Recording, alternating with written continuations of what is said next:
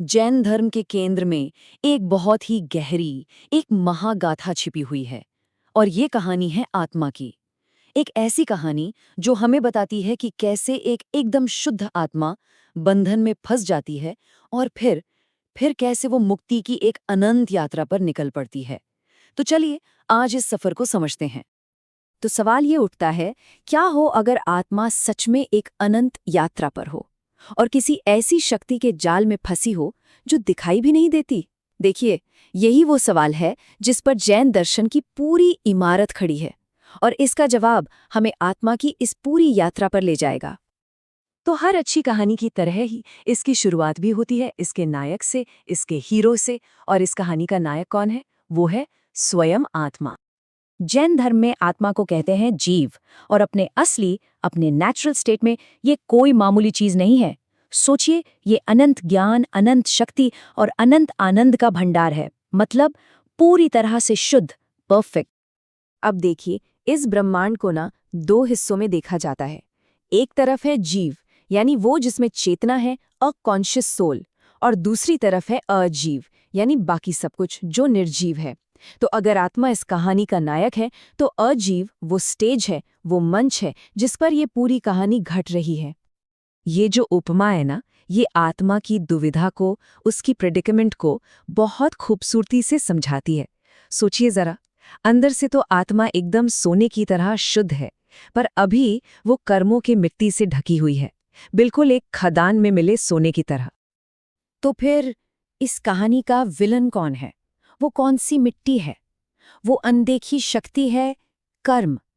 चलिए अब जैन धर्म के इस सबसे दिलचस्प और फ्रैंकली सबसे जटिल सिद्धांत को समझते हैं। लेकिन कर्म को समझने से पहले जैन दर्शन का एक बहुत ही कमाल का आइडिया समझना जरूरी है। वो है अनेकांतवाद। ये क्या कहता है? ये कहता है कि सच के कई पहलू होते हैं, बिल्कुल उस कहानी की तरह जिसमें कुछ अंधे लोग एक हाथी को छूकर बताते हैं कि वो कैसा है। कोई उसकी पूंछ को रस्सी समझता है, कोई पैर को खंभा। असल सच तो इन सबको मिलाकर ही बनता है ना। और यहीं पर बात बहुत दिलचस्प हो जाती है। जैन धर्म में कर्म कोई एब्स्ट्रैक्ट फोर्स, कोई अनदेखी शक्ति नहीं है, बल्कि इसे एक भौतिक पदार्थ माना जाता है, एक सब्सटेंस। ये इतना सूक्ष्म है, इतना फाइन है कि इलेक्ट्रॉनों से भी लाखों गुना बारीक होता है, और यही पदार्थ आत्मा से चिपक जाता है। तो सवाल ये है कि ये कर्म आत्मा से चिपकता कैसे है? इसकी एक पूरी 4 स्टेप की प्रक्रिया है। स्टेप 1, हमारे मन, वचन या शरीर की हर क्रिया से, हर एक्टिविटी से आत्मा में एक वाइब्रेशन होता है। स्टेप 2, ये वाइब्रेशन कर्म के पार्टिकल्स को अपनी तरफ अट्रैक्ट करता है। इसे कहते हैं आश्रव। स्टेप 3, हमारे अंदर का जो गुस्सा है, लालच है, घमंड है, वो एक गोंद, एक ग्लू की तरह काम करता है। और स्टेप 4, यही कर्म इन पैशंस की वजह से आत्मा से चिपक जाता है, और इसी को कहते हैं बंध या बॉन्डेज। अब ये कर्म भी मोटे तौर पर 2 तरह के होते हैं, और इनका असर बिल्कुल अलग-अलग है। पहले हैं घाती कर्म। ये वो हैं जो सीधे आत्मा की नेचुरल क्वालिटीज पर हमला करते हैं, हमारे ज्ञान को, हमारे आनंद को, हमारी शक्ति को ढक देते हैं। और दूसरे हैं अघाती कर्म। ये हमारी बाहरी दुनिया तय करते हैं, जैसे हमारा शरीर कैसा होगा, उम्र कितनी होगी, या जीवन में सुख मिलेगा या दुख। तो अच्छे कामों से पुण्य बंधता है और बुरे कामों से पाप। Simple enough. लेकिन यहाँ एक बहुत ही गहरा पॉइंट है। पुण्य को सोने की बेड़ियां कहा गया है और पाप को लोहे की बेड़ियां। अब देखिए, सोना लोहे से बेहतर तो लगता है, पर आखिर में हैं तो दोनों बेड़ियां ही, और दोनों ही आत्मा को जन्म मरण के इस साइकिल में बांधे रखती हैं। तो सवाल ये है, क्या इस बंधन से निकलने का कोई रास्ता है? जवाब है हाँ, बिल्कुल है। और अब हम कहानी के उस हिस्से में पहुंच रहे हैं जहां हमारे नायक को, यानी आत्मा को, आज़ादी का एक नक्शा मिलता है, अ मैप टू फ्रीडम। और इस नक्शे का राज एक संख्या में छिपा है। वो संख्या है 3।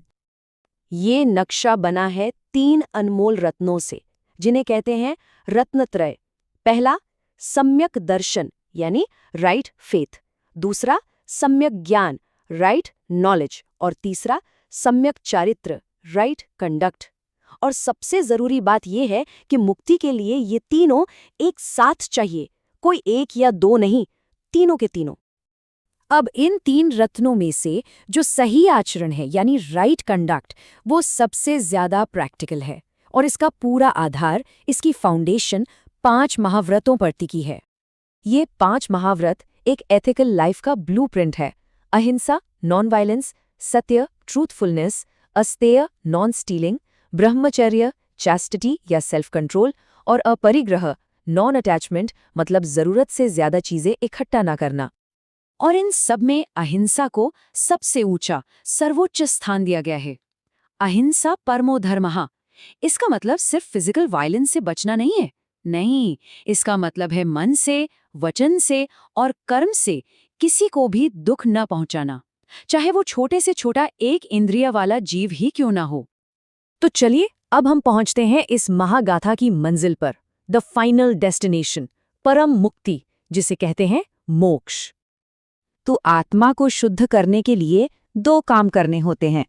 पहला है संवर, यानी नए कर्मों के आने का दरवाजा ही बंद कर दो, स्टॉप द इनफ्लो। और दूसरा है निर्जरा, यानी जो कर्म पहले से जमा हो चुके हैं उन्हें तपस्या से जलाकर खत्म कर दो, clean up the existing mess. सीधी सी बात है, पहले गंदगी का नल बंद करो और फिर घर की सफाई करो। और जब संवर और निर्जरा से सारे के सारे कर्म पूरी तरह नष्ट हो जाते हैं, तब आत्मा अपनी उस ओरिजिनल प्योर स्टेट में वापस लौट आती है। ऐसी मुक्त आत्मा को सिद्ध कहा जाता है।